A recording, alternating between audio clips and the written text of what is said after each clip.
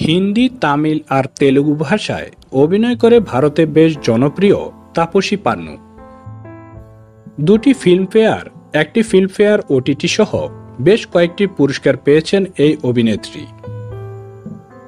ভারতের এই জনপ্রিয় অভিনেত্রী কোটি কোটি টাকা, বিলাসবহুল গাড়ি এবং বাড়ির মালিক।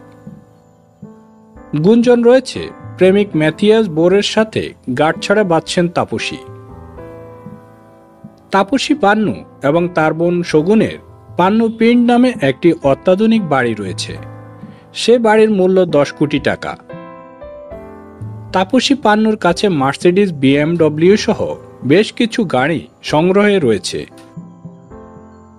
অভিনয় এবং প্রযোজনা ছাড়াও ব্র্যান্ড এন্ডোর্সমেন্টের মাধ্যমে 35 থেকে 40 লাখ টাকা নেন।